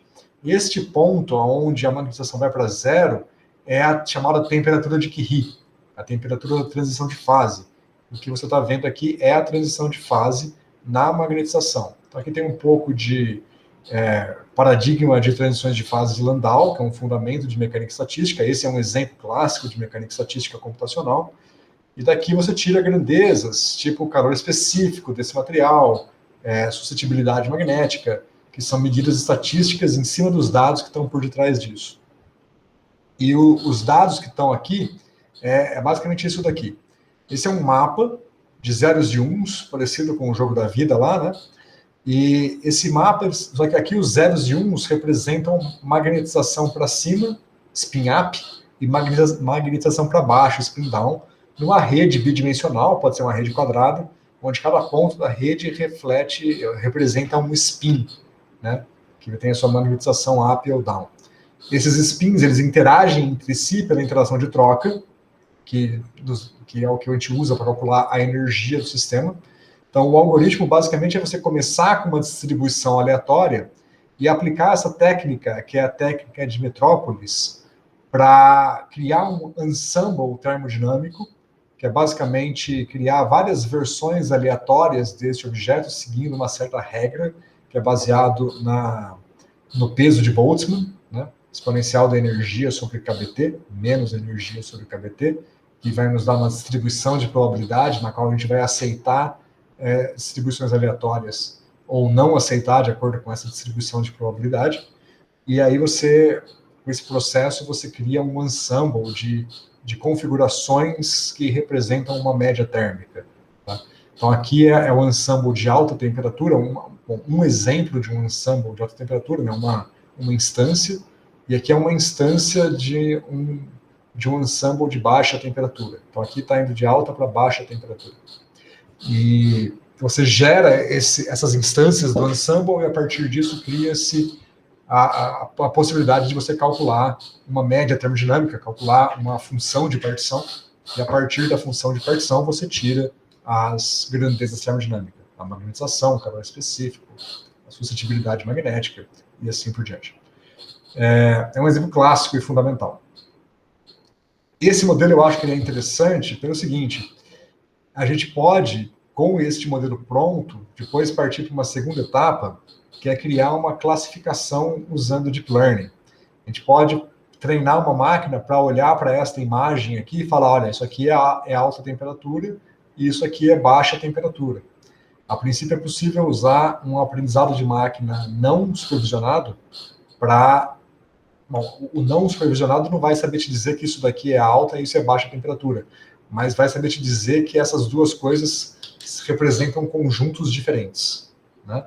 Você vai ter um bando de imagens semelhantes a essa num conjunto e um bando de imagens semelhantes a essa em outro conjunto. Então o Deep Learning vai separar os conjuntos e depois cabe a você entender que um conjunto é alta temperatura e o outro é baixa temperatura, né? O algoritmo não supervisionado vai classificar, mas não vai interpretar. Em um algoritmo supervisionado, ele vai, de fato, classificar, porque você vai, né, meio que falar para ele o que é alta, o que é baixa temperatura durante o treinamento.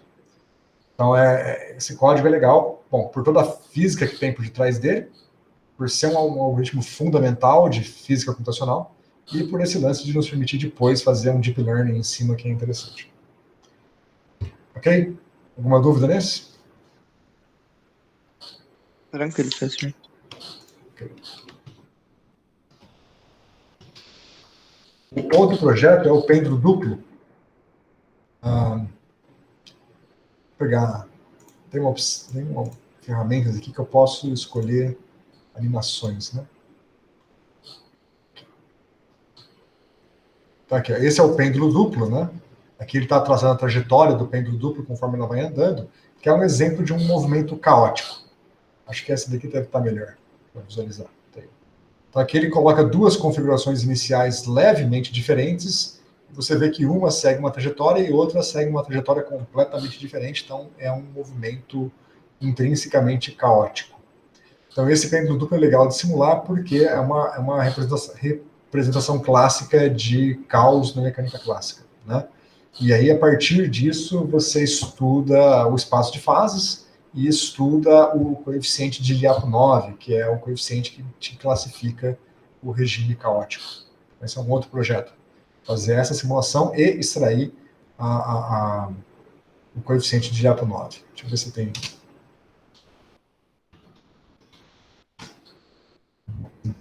Mostrando o coeficiente. Bom, mostrando o coeficiente não, mas tem aqui os espaços de fase, tá? Então, situações caóticas vão ser mais densas e situações não caóticas vai ter órbitas fechadas, tá? Ok, esse é um outro projeto. Fazer o pêndulo duplo não é tão difícil. Extrair o coeficiente de Lyapunov e estudar o espaço de fases é a parte que é um pouco mais complicada, mas é bem documentado. Tem vários livros sobre o assunto, tem vários tutoriais sobre o assunto, é algo que dá para aprender por conta própria. Tudo bem?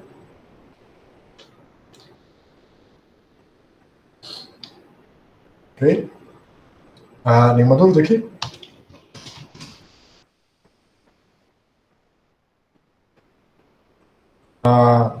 O outro código, qual que era o site?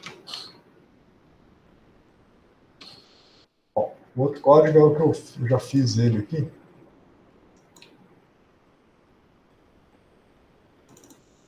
Mostrei para vocês já, né? Que é basicamente implementar o código que faz essa trajetória aqui. Foi no começo aqui. A dinâmica de uma partícula que tem um chão e ela pode voar também, né? Então você tem duas dinâmicas diferentes. A dinâmica de quando ela está no chão e sofre atrito e a dinâmica quando ela está voando e colide com as paredes. Então você tem dois processos fora das colisões. É um código complicadinho de implementar. Isso daqui é um projeto interessante de desenvolver. Tem uma versão desse código, deixa eu ver se eu salvei o link aqui, ó. Essa versão que eu vou mostrar no link eu não fiz. Ela é bem interessante, mais difícil. Essa aqui é basicamente o que eu fiz, tá? Que é essa daqui, ó. Fazer o loop. O loop é bem difícil de fazer, porque quando a partícula chega aqui, ela tem duas trajetórias possíveis, né? Vai reto ou desce aqui. Então, como diferenciar uma coisa da outra dá um trabalhinho. né? E nesse caso aqui, a partícula está presa no trilho aqui, né? Ela não pode voar. Uma coisa interessante desse cara aqui é você calcular as forças de atrito ao longo da trajetória e verificar aonde que o atrito é mais forte no loop. Tem um experimento clássico de laboratório, que a gente não faz aqui na UFO, mas é feito em alguns lugares, que é fazer o oposto aqui, né? Que é parecido com o meu, que você solta a bolinha daqui, ela cai, ou não, perdão, desculpa, no experimento clássico é no loop mesmo. Você solta a bolinha daqui, ela vem, se ela não tiver velocidade suficiente, ela não completa o loop e cai. Aí o experimento é em que altura você tem que colocar a bolinha para ela dar a volta completa no loop. Se você tivesse conservação de energia, a altura ia ser a mesma altura que o loop, né? Se colocar a bolinha um pouquinho mais alto que o loop, ela, por conservação de energia, vai dar a volta e chegar até o final. Mas, como você não tem conservação de energia, você tem atrito, para que ela dê a volta completa, você tem que colocar... Aqui, ó. Aqui tem atrito nesse exemplo. Se você colocar a bolinha aqui, ó, ela não dá a volta completa. Mesmo que a posição inicial seja um pouco mais alta que o loop, ela não dá a volta completa. Opa, exagerei, agora ela deu. Um pouquinho mais alto. Epa, deixa eu aumentar o atrito. Ah, tá sem atrito, perdão.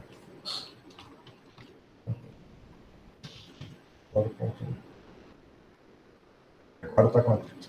Então, se eu colocar aqui, vamos ver. Olha, não conseguiu. Coloquei mais alto, mas não conseguiu. Então, eu tenho que colocar um bom tanto mais alto para que ela consiga. Então, o experimento que é feito em algumas universidades é você, de fato, tem um loop assim, e você tem que achar o ponto onde a bolinha tem que estar para dar a volta completa, e a partir disso você estima quanto que está perdendo de energia, qual é o atrito. Agora, em que ponto do loop que o atrito é maior? Isso o experimento não consegue te dizer, pelo menos não esse experimento. E a simulação numérica você calcula o atrito, né?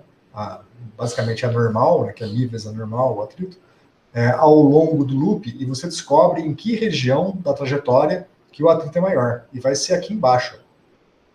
Essa é a região onde o atrito é maior. Onde a bola está trocando de velocidade, onde a aceleração é máxima. Não máxima, perdão. Onde a variação da aceleração é máxima. Onde dAdt é máximo. Né? Aqui a aceleração varia com o tempo, por causa da curva. Então você tem essa dinâmica. É um algoritmo complicadinho de implementar e também com uma física interessante por detrás, se vocês quiserem tentar.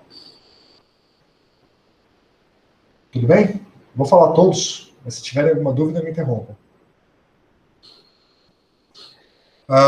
Ok. Um outro que é interessante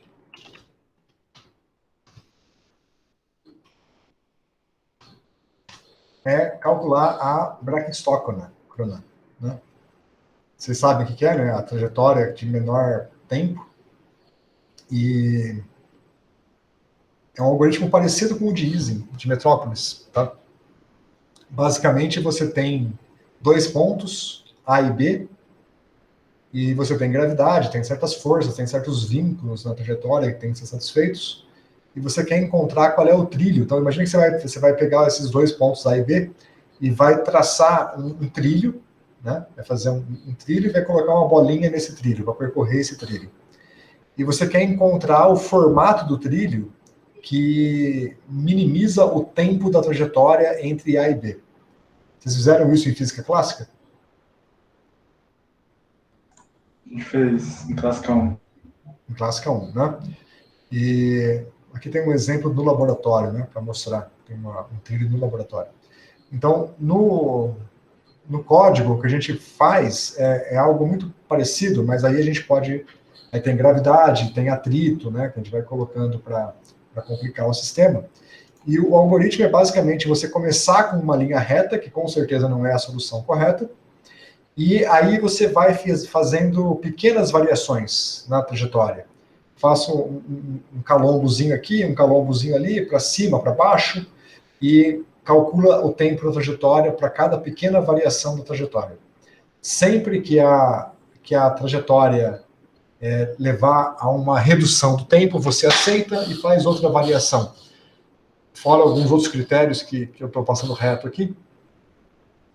Mas no final, você vai convergindo para o formato da braquistócrona. Tá? Então, processo iterativo, que por tentativa e erro, você vai ajustando o caminho até ele cair no formato em preto aqui, né? Acho que é o preto, que é o formato de menor tempo da trajetória. Então, é muito parecido com o de Ising. Você vai sorteando variações e verificando se aquela variação ela é favorável ou não à sua trajetória. Sacaram? É um algoritmo que dá um trabalhinho também. Ok? Por último, tem um algoritmo que é um algoritmo de evolução temporal.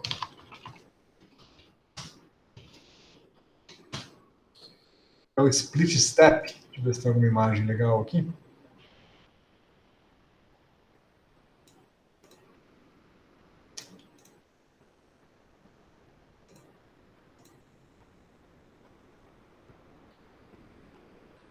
Vamos ver. Aqui é um caso, esse é um caso sem graça, mas é basicamente um potencial parabólico e uma partícula quântica que está oscilando dentro desse material. Mas essa aqui não está boa, não. Essa aqui é melhor, essa aqui eu conheço. Aqui é um pacote gaussiano, e esse pacote ele atravessa duas barreiras. Tá? Esses pontinhos vermelhos são barreiras quânticas. Então, na hora que esse pacote atravessa a barreira, uma parcela dele reflete, uma parcela atravessa. Quando atravessa a segunda barreira, de novo, né? Uma parcela reflete, uma parcela atravessa. Então, o método split step é um método que faz a evolução temporal de um pacote de ondas e basicamente te dá essa figura aqui como um todo. Tá? É um pacote, é um método que usa a transformada de Fourier para fazer evolução temporal. Tá? E é bem interessante, é um algoritmo fundamental de mecânica quântica, usado em várias linhas de trabalho com mecânica quântica, que é o split step. Tá? A gente vai ver um pouquinho de algoritmos quânticos na nossa segunda parte do curso, mas o split step eu vou deixar como projeto. Um outro também de evolução temporal, é o Finite Differences in Time Domain.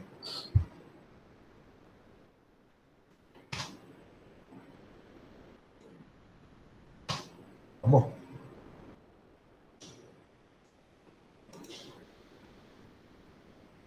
Esse eu acho que não vai ter nenhuma animação bonitinha, não.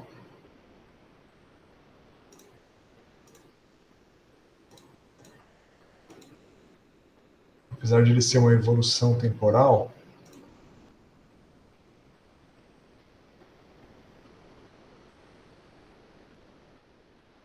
esse tem uma animação, mas eu não sei o que ela significa. Deixa eu passar para outra. Aqui, ó. Esse aqui é uma dinâmica de calor. Tá? Então você tem uma placa que está, né, o calor está aquecendo ou esfriando como função do tempo. Esse calor depende da posição. Muito provavelmente neste algoritmo aqui, ele está considerando que ao redor dessa placa tem alguma fonte térmica ou contato com o ambiente. Tem condições de contorno que te dão um contato com o ar, né, para dissipação, ou condições de contorno que te dão uma fonte térmica. Esse aqui é interessante. Esse acho que é o mesmo? É semelhante, né? Aqui tem uma fonte térmica, provavelmente a placa está aquecendo. Então você calcula o aquecimento da placa. E esse daqui eu não tenho ideia do que seja. Vou ver se tem mais algum aqui interessante. Esse está bonito, mas também não sei que tipo de simulação é essa. Aqui é uma simulação de uma reflexão de ondas, né? Ondas refletindo nas paredes. Esse é mais sem graça. Tem um que eu estou procurando aqui, ver se eu encontro.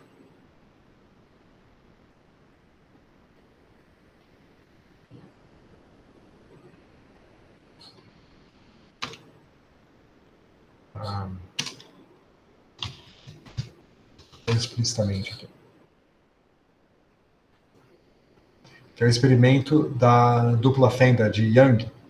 Dá para simular com esse método também.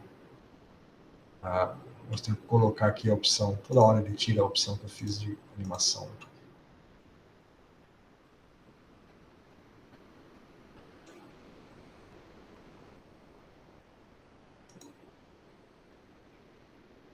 Essa está aqui, mas não é bem essa. Tem uma que é com o pacote propriamente dito. Acho que é essa daqui.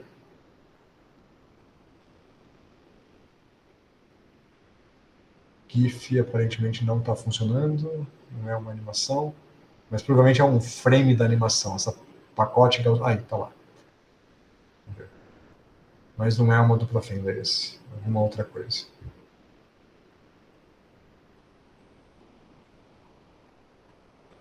Bom, vocês entenderam a ideia, né? Eu fiz a dupla fenda, eu tenho meu próprio, mas não tenho, tenho que procurar para mostrar.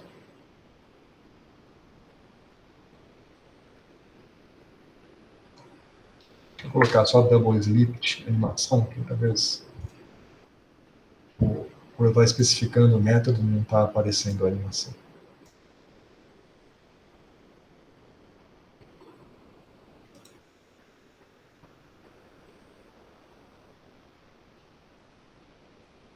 Olha lá, algo assim, ó. Então, o pacote vem, parte dele reflete, parte dele transmite, e a parte transmitida tem as interferências de dupla fenda. Tá? Dá para ver aí, está em 3D esse, mas é basicamente isso daqui. Então, esse código também sai de evoluções temporal, seja pelo split operator, split step, ou seja pelo diferenças finitas no domínio temporal. Os dois algoritmos são fundamentais, são interessantes do ponto de vista tanto de quântica quanto de clássica, porque acho que esse algoritmo é bonitinho. Não é animação esse, mas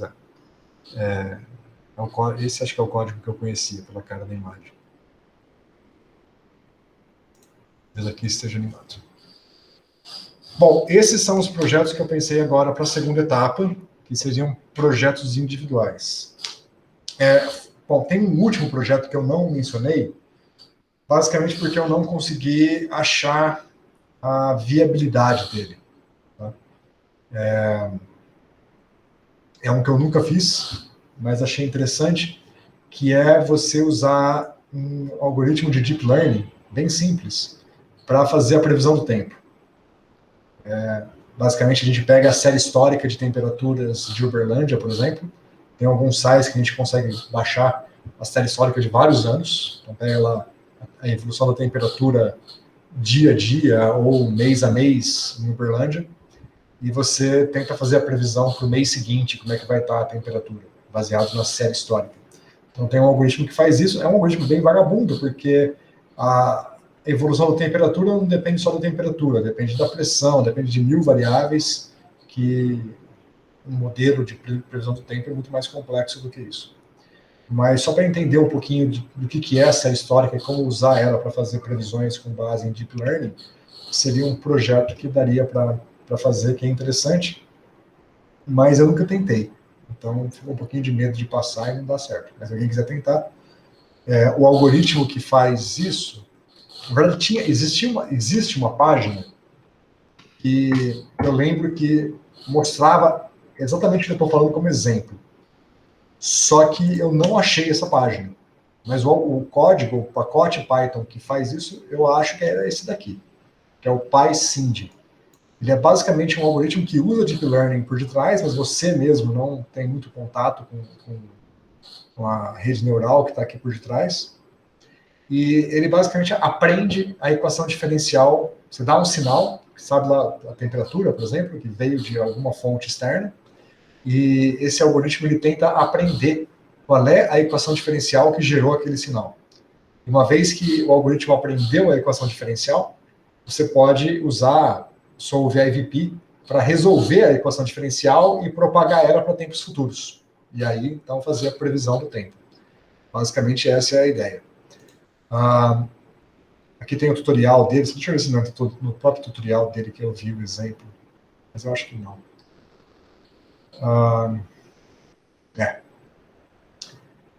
Depois eu vou continuar procurando. Mas tinha uma página que usava ou esse pacote ou um pacote semelhante para fazer exatamente a evolução temporal da temperatura de uma certa cidade. Aqui ele tem vários outros exemplos, tá? Mas acho que nenhum deles é esse que eu tô procurando. Qual que é esse daqui?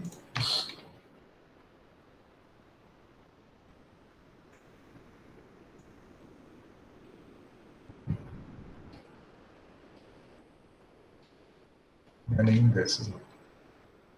Mas esse aqui é legal, né? A nossa figurinha das primeiras aulas. Então, esse algoritmo tenta treinar e aprender a usar, a desenvolver essa figura. Entendeu?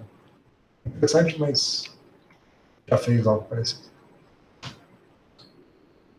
Bom, é isso, tá? Esse é os que eu separei como projeto. Outras coisas que eu separei que eu não falei aqui são coisas que eu vou passar como exercício para todos, ou vou passar em aula. Tá? O PCA, por exemplo, que eu mencionei algumas aulas atrás, eu vou passar para todo mundo em aula mesmo. Então aí não vai passar como projeto. Então, de projetos que eu queria que vocês fizessem individualmente são esses. Vocês querem um tempo para pensar? Vocês me respondem sexta-feira? O que vocês acham? Pode ser. Queria dar uma pensada aí. Isso. Ô, chefe, você conhece algum pacote que faz alguma coisa com dinâmica molecular? Ah, sim, Dinâmica molecular é um projeto que eu sempre passo e esqueci de pôr na lista. Mas sim. Aquele gás ideal que eu mostrei do labirinto é uma dinâmica molecular. Você pode fazer usando o potencial de Lennard-Jones, por exemplo. Ah, beleza. Esse é um outro algoritmo, mas ele é bem simples. Eu pensei em passar até como exercício, não como projeto, que é fazer a dinâmica molecular de centenas de partículas, né, e calcular a distribuição de velocidades de Maxwell. Entendeu? Esse seria um código de dinâmica molecular, mas esse eu vou passar para todo mundo como exercício, provavelmente daqui a algumas aulas. Beleza. Você tinha alguma outra coisa em mente, alguma coisa mais específica? Tem pacotes de dinâmica molecular prontos, né, que já fazem isso. Não muito. Eu estava pensando algo com colisão de partículas, mas acho que não ia dar muito legal, não. Não ia ser muito bom, não. Então, a colisão de partículas ela é tratada pelo próprio potencial de Lennard-Jones. Lembra que o potencial de Lennard-Jones tem duas componentes, né? Uma componente repulsiva a curtas distâncias e atrativa a longas distâncias, né? Então, as partículas elas se atraem, quando elas chegam muito perto, elas colidem e se repelem. A própria força que você deriva do Lennard-Jones e implementa, ela mesma já dá conta da colisão. Agora, o que você pode fazer, se você não quiser usar Lennard-Jones e quiser usar partículas rígidas, bolinhas rígidas, que vão colidir por contato mesmo, né? Aí você tem que fazer um algoritmo que define o formato da bolinha, vamos dizer que é uma bola com um certo raio para facilitar a vida, e você tem que fazer a evolução da dinâmica delas, que vão ser, vamos dizer que são trajetórias retas, uma dinâmica trivial, mas quando a distância entre elas for menor do que o raio, aí você tem que calcular o ponto de contato, tem que calcular a normal entre eles e calcular as velocidades refletidas. Então, basicamente, você pega a normal e troca o sinal da velocidade paralela à normal e não troca o sinal da velocidade perpendicular à normal, né, que é a colisão elástica. Então, isso envolve um processo de identificar a colisão, identificar a normal e trocar as velocidades para cada bolinha que colide. É um código que não é muito adequado para Python. É um código lento. Tá? Por isso que é um pouquinho delicado. O de Lennard-Jones dá para fazer. Eu fiz o de Lennard-Jones pouco tempo atrás. Não me lembro agora. Dinâmica molecular. Não, é que agora que eu parei para pensar, o que eu estava em mente não tem muito, nem a ver com dinâmica molecular. Não, vou deixar. Tá, tranquilo. Bom, mas faz o seguinte, eu vou passar essa listinha que eu falei aqui, eu vou mandar no grupo lá, só o texto, só os títulos, né? E vocês dão uma pensada, qualquer coisa voltam aqui na aula para lembrar de algum detalhe. E a gente conversa sexta-feira. Então, eu queria tentar convergir aí os projetos já na sexta-feira. E aí, se vocês quiserem pensar em outras coisas, faz uma busca na internet por outros exemplos. Se vocês acharem alguma coisa interessante que acham que vale a pena, tragam para mim na sexta-feira para a gente discutir. Ok? Beleza. Aí esses projetos vão ser individuais, né, que o senhor tinha dito. Não. Em dupla de novo. Ah, tá. Alguma hora que o senhor falou que ia ser individual. Não, eu vou passar listas, outras coisas que eu não coloquei aqui, eu vou passar como lista de exercício para todo mundo fazer, mas esses daqui em dupla também. Entendi. Certinho. Beleza? Bom, gente, até sexta-feira, então. Valeu, até sexta. Até sexta, professor. Falou. Até. Até.